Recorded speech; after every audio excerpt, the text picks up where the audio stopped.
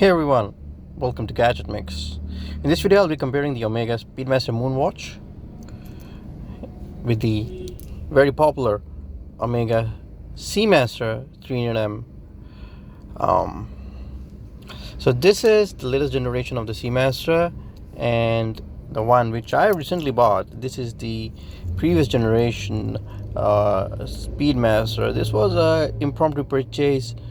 Got a really nice discount on the previous generation, somewhere like 25%, with that whole big box.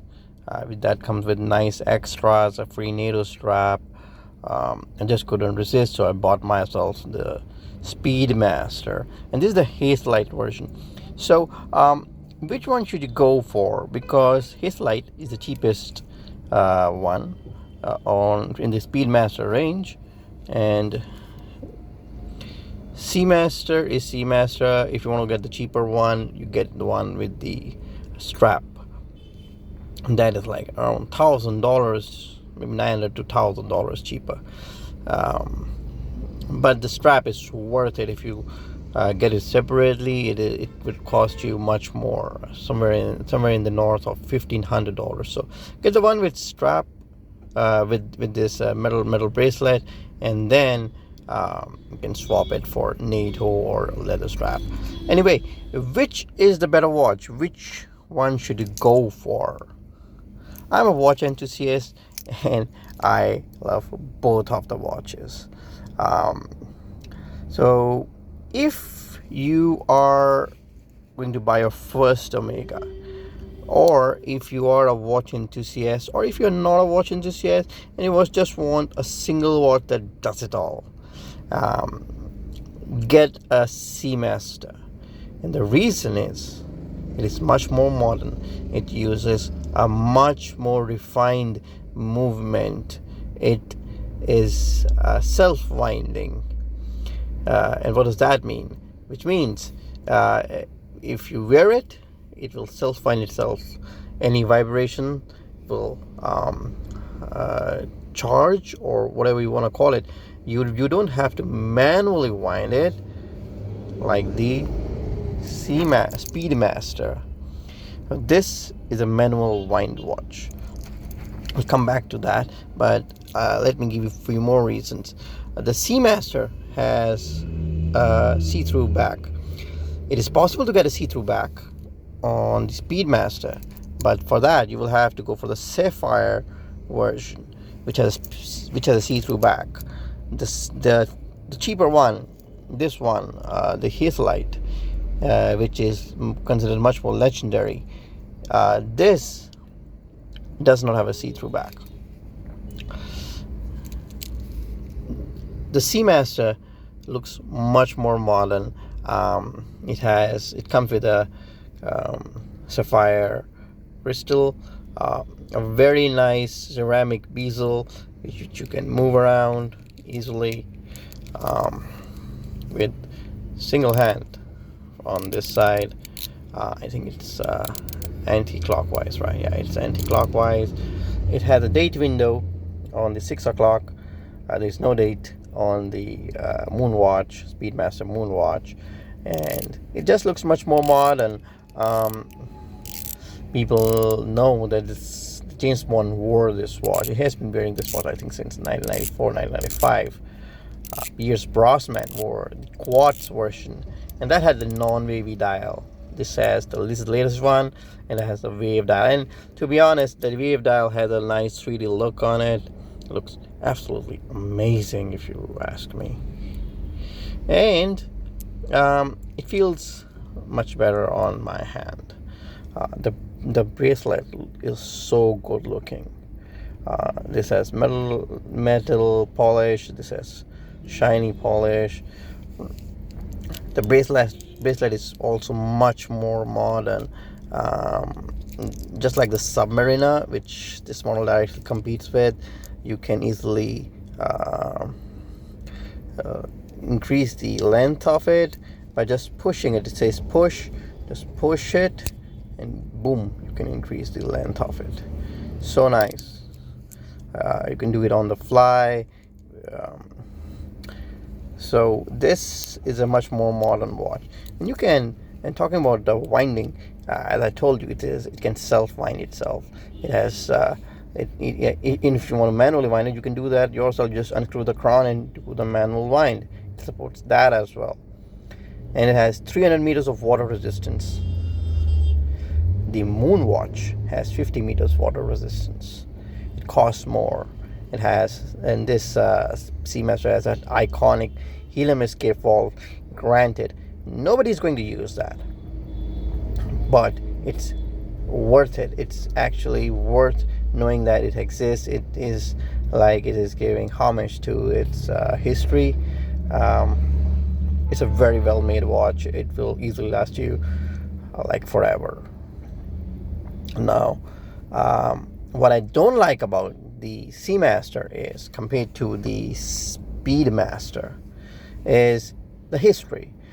If you ask an Omega fan or a watch fan, this has much more history.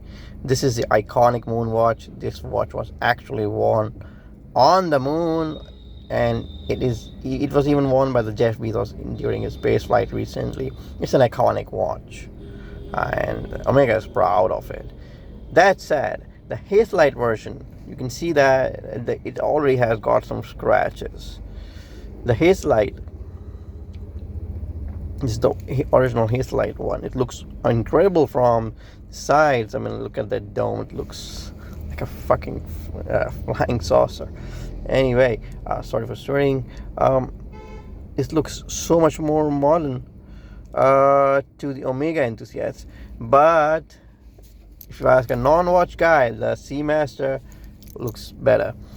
But the Speedmaster immediately tells the other guy, hey, this is a watch enthusiast. He is into watches. So if I go to a watch event, when I wear the Speedmaster, it immediately tells the other guy that he knows about watch. And especially if you're wearing the Haselite one, because the astronauts wore the Haselite one. NASA chose Haselite because if you try to break it, it will break it into maybe 2 or 3 pieces. But if you wear the Sapphire, and if you break it, it will shatter into 1,000 pieces. That is why Omega is still offering the Haselite one. And this is for the real watch guys. And if you see the back of it, it says flight qualified by NASA. It's so cool. For all manned space mission, the first watch won on the moon. This is so cool. I mean, you can tell your friend this is the actual watch and whatnot. You can bore them to death with that. And Omega isn't piggybacking on that from like 5 decades now. So this watch, why should you buy a Speedmaster? Well, it is more connected to the users. You have to manually wind it after every 2 days because it has like 42 hours of power reserve. You have to manually wind it. The best part is you don't have to unscrew it to wind it. You can just wind it with just one hand 20 times and you are done. And while this Haselite crystal catches scratches easily, you can easily remove them using Polywatch. You can buy that from Amazon, and you can easily get rid of the scratches. So scratch is not a big thing. Now also I had inquired from the Omega dealer. He said it takes like $150 to change this sapphire crystal. So yeah. And if you want a chronograph, you have to go with the Speedmaster. It has built-in chronograph, and NASA actually used it. This first man, I think he actually used this chronograph to time something when he landed on the moon. So yeah, it is a pretty accurate chronograph. It does not have a date window or a day window. The Omega Seamaster has a date window on the 6 o'clock. So in this one uses an older movement. And the screw down count, if you want to set the date, you have to unscrew the crown and then you can set the date. And you will be doing that much more often because this has less power reserve than the Seamaster. It has 50 meters of water resistance, and Omega Speedmaster has 300 meters of water resistance. It's a proper diver's watch. This one, no. But would I be afraid to take it on a swimming pool with me? Hey, most swimming pools are like 4 or 5 meter deep max. So this watch will do just fine. I mean, people are so afraid to take their Speedmaster into a swimming pool. Come on, you're not taking it like 100 meters deep. Who goes 100 meters deep? Who goes even 50 meters deep? So yeah, if I had be going 50 meters deep or more, I would be just using some other cheap watch, maybe a Seiko that goes like 150 200 meters deep. I won't be using my expensive Omegas anyway. So let's talk about the bracelet. The bracelet looks okay, but only if you don't compare it with the Seamaster bracelet, which is so much more fancier. So yeah, the bracelet has, most of them have brush links except for these inner parts which has shiny bits. There is no way to increase the length, which is kind of a bummer. I think you can't, right? You cannot increase the length. I think in the newer version you can, but on the previous one you could not. But that said, it has a very nice feel to it. It's built like a tank, and it will easily last you for a million years. It's a very well built watch. The outer case, this area, the bezel is not ceramic like the Seamaster. So that's what I told you. I mean, this Seamaster is a much more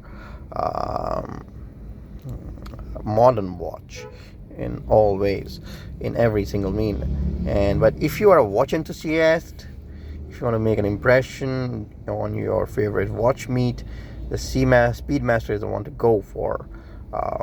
It has iconic heritage. It looks amazing. Not as good as the Seamaster, but it looks great on your wrist. You can wear either with the needle or leather straps.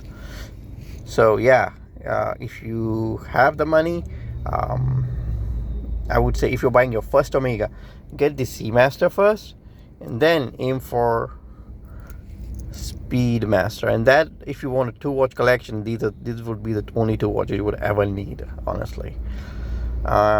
One thing, if I would suggest to the potential Speedmaster guys, go for the Sapphire one. That one has more scratch resistant glass, because hey, you won't be going to the space anyway. So why not get the Sapphire one, so that you don't get the scratches. Also, the Sapphire one has a see-through back, but keep in mind that costs $1,000 extra over this Haselite one, and it may not be worth it. You can buy a burner watch for $1,000 instead. Get a freaking Seiko for a nice $1,000, or a Hamilton for $1,000. You can wear that on for, as our burner watch.